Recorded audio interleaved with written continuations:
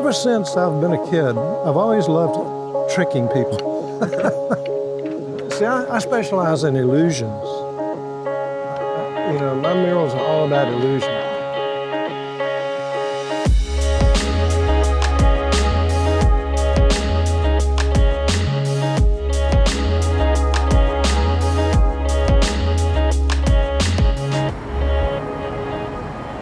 Blue Sky is a long-time public artist in Columbia. I think his first piece was done in the 70s. That would have been Tunnel Vision. Since he was one of the, earliest to create sort of a new style public art in Columbia, I think that's what's put him out in some prominence. He is a good painter. He certainly does great detail work, and he is an engaging figure all himself. And I think that he engages with similar themes over and over again. So I don't think he's looking to stay anonymous, although I think there is something about public art that makes it hard. Public art is out there, and once it's sort of out in the public, it almost becomes owned by the public. And I think that people, they might know that it's by Blue Sky, but they may not look further than that and need to know who the artist is and why the artist was thinking certain things, because public art just fits a different mold.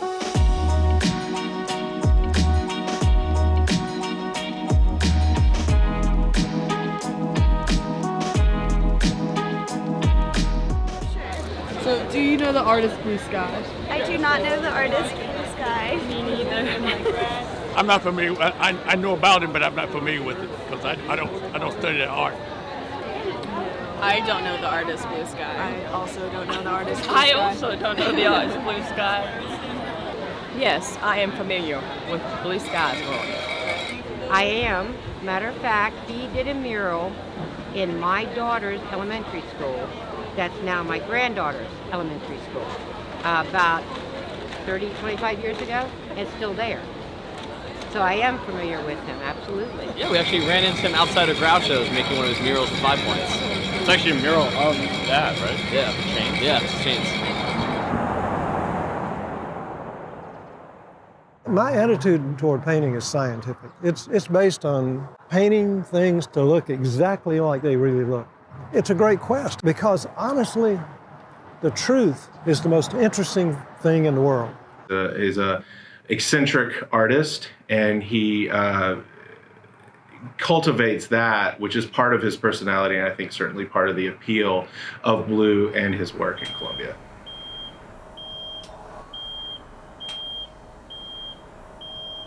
Well, see, one reason, these are the chain links. One reason I'm painting these rocks so stippled is to contrast the texture of the links with the rocks. Also, the mural's got a lot of circular objects, elliptical shapes in it. It'd be nice to have a few rectangular shapes to contrast.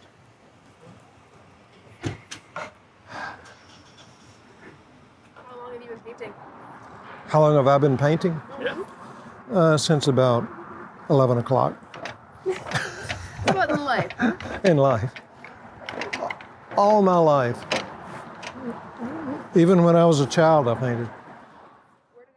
I think Blue is seen as a accomplished artist in the public. I do believe that many of his collectors are very passionate about his work. They are passionate about him as an artist.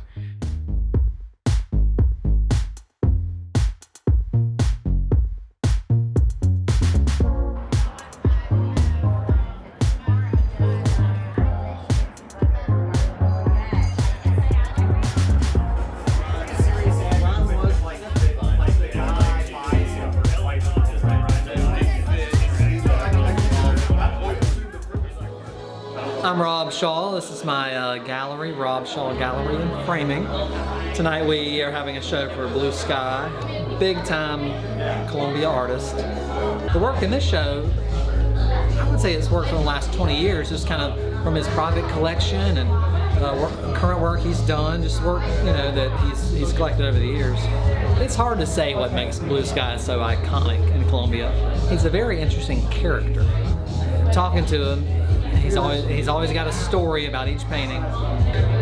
I mean, the paintings speak for themselves, but then you hear some of his insights on what he did and where he was that day, and it just adds even more to it. All right. Well, I love Blue Sky's work. He has got some amazing just talent for realism. So many people look at his work and then think that it's a photograph. I love this one just because you get that old feel. The art actually gives you an emotion as opposed to it just being something real. There were a lot of artists who were very good artists who couldn't get in museums, you know, or in really nice galleries. They couldn't get in. And so in frustration, they just took their painting to the streets, you know, and used the streets as a gallery. Well, that's basically what I did.